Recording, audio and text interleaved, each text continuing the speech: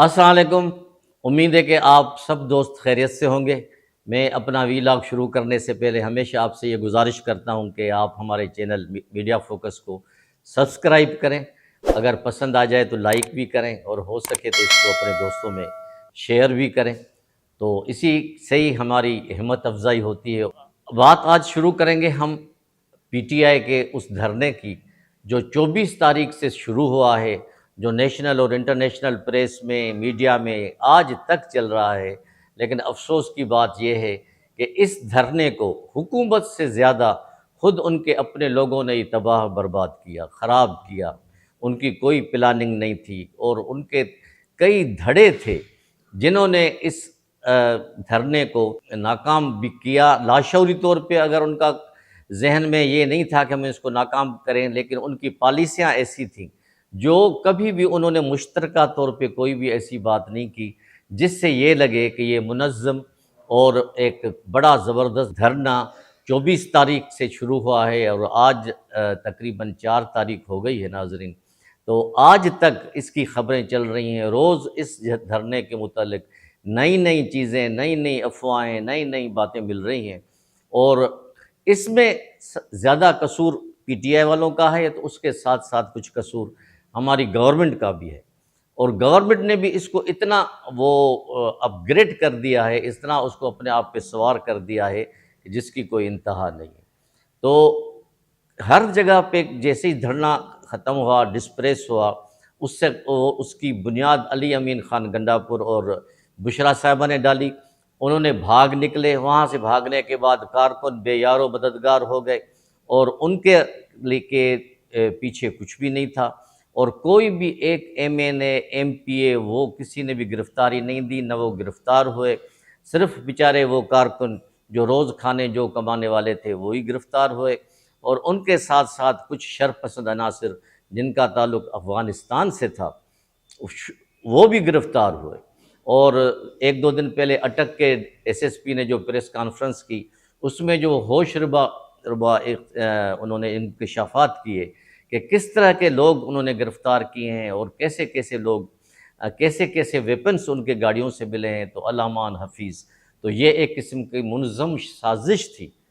ایک گروہ کی۔ میں پورے پی ٹی آئی کو اس کا قصوروار نہیں سمجھ رہا ہوں، لیکن ایک گروہ کی سازش تھی جو ملک پہ جیسے کوئی حملہ کیا جاتا ہے اس طرح حملہ آور ہونے کی کوشش کر رہے تھے، اور ان کو یہ بھی پتہ تھا کہ بیلاروس کا پریزیڈنٹ بھی شہر میں ہے، اسلام آباد میں ہے، ملک میں ہے، اور اس کے ہوتے ہوئے اور اس کے فوراً بعد جو مختلف پی ٹی آئی کے لیڈرز تھے انہوں نے جو بیانات دیے، کوئی کہہ رہا ہے کہ 278 لوگوں کو مارا گیا ہے، کوئی کہہ رہا ہے کہ 50 کو، کوئی کہہ رہا ہے کہ سینکڑوں کو، کوئی کہتا ہے کہ 20 کو، اور اللہ اللہ کر کے پرسوں جب پی ٹی آئی کے چیئرمین بیرسٹر گوہر صاحب کی ملاقات ہوئی عمران خان صاحب سے جیل میں، اڈیالہ جیل میں، انہوں نے کہا کہ ہم کسی سینکڑوں کو ڈسون کرتے ہیں، صرف 12 ہمارے وہ شہید ہوئے ہیں، اور اس کا ہمیں حساب چاہیے، ہم یہ کریں گے وہ کریں گے، اور کئی چیزوں سے انہوں نے ڈینائی کیا جو مختلف پی ٹی آئی کے لیڈر جو ہے بات کر رہے تھے۔ اس کے دوسرے دن یعنی کل علیمہ خان نے پھر عمران خان صاحب سے ملاقات کی، وہ ایک دوسری دور کی کوڑی لے کے آئیں کہ جی نہیں، ابھی تو ہم کیلکولیٹ کر رہے ہیں، ابھی ہم وہ سارے اکٹھے کر رہے ہیں ثبوت کہ کتنے ہمارے شہید ہوئے ہیں، کیا ہوئے ہیں۔ یعنی 24 گھنٹے میں انہوں نے بیچاروں گوہر خان کے بیان کو ڈسون کر دیا۔ یعنی عمران خان کا بھی پتہ نہیں چل رہا کہ وہ کس کے ساتھ خوش کرنا چاہتے ہیں۔ عمران خان بھی شاید اپنے پارٹی کے لیڈرز کے ساتھ ان کی سنسیئرٹی پہ ان کو شک ہے، وہ اپنی فیملی کے لوگوں کو زیادہ ٹرسٹی سمجھتے ہیں۔ اگر اس طرح بات چلے گی تو پارٹی نہیں چلے گی۔ کوئی وقت تھا کہ ایک عمران خان کی کال پہ یا بشرا کی کال پہ یا ان کے لیڈرز کی کال پہ لوگ پورے پاکستان سے تقریباً نکلتے تھے، پورا پنجاب آتا تھا، پورا کے پی کے آتا تھا، کچھ لوگ بلوچستان سے آتے تھے، اور کوئی سندھ سے بھی جاتا تھا۔ لیکن آج کل یہ صورتحال ہے کہ کے پی کے میں بھی کئی دھڑے بن گئے ہیں پی ٹی آئی کے، جو اپنے آپ عزت بچانے کے لیے، اپنی سیٹ بچانے کے لیے یا اپنے آپ کو بچانے کے لیے وہ چھپ جاتے ہیں، کوئی بیان دے دیتے ہیں۔ تو میں تو یہ کہوں گا کہ پی ٹی آئی کو حکومت سے زیادہ، اسٹیبلشمنٹ سے زیادہ اپنے ہی لوگوں نے تباہ برباد کیا، اب پی ٹی آئی کا خاص کر کے جو ینگ جنریشن ہے وہ بڑا ڈسالٹیڈ ہے، اس کو کوئی مستقبل نظر نہیں آ رہا پی ٹی آئی میں، کیونکہ پی ٹی آئی اب اپنے پاؤں پہ بھی نہیں کھڑی ہو پا رہی، کئی دھڑے ہیں اس کے، بشرا بی بی اپنا کام کر رہی ہے اور دوسرے لوگ اپنا کام کر رہے ہیں، ویرسٹر گوہر کو کوئی لفٹ نہیں ہے، اور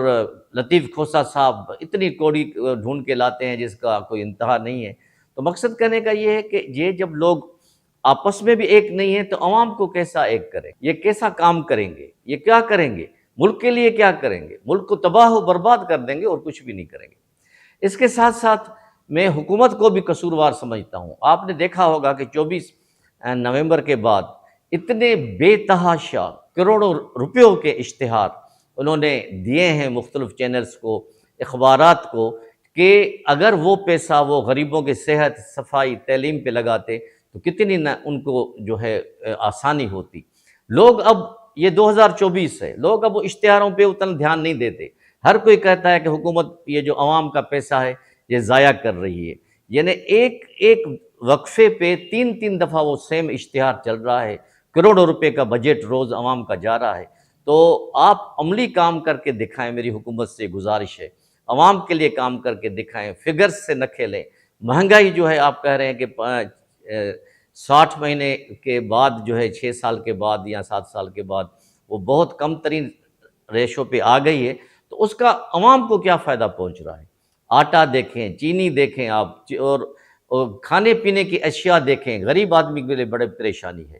تو میری حکومت سے بھی یہ گزارش ہے کہ خدا را کہ اس قسم کے اشتہارات دینا ابھی بند کر دیں، عوام کو اس سے پزل ہو رہی ہے، اس سے آپ اگلے کو زیادہ فائدہ دے رہے ہیں، اگلے کو زیادہ آرتھوڈکس بنا رہے ہیں، زیادہ کٹر بنا رہے ہیں کہ یہ ہمارے پارٹی کے خلاف اس طرح کر رہے ہیں، یہ کر رہے ہیں۔ تو یہ چیزیں بھی غلط ہیں، اس سے بھی ملک ترقی نہیں کرے گا۔ ہم اپنے ملک کے لیے کچھ سوچیں، اس میں ہم دونوں پارٹیوں سے گزارش کریں گے، عوام سے بھی گزارش کریں گے کہ وہ ایسے لوگوں کو پہچانیں جو ملک کے دشمن ہیں، اور ایسے چیزوں کا ساتھ نہ دیں جو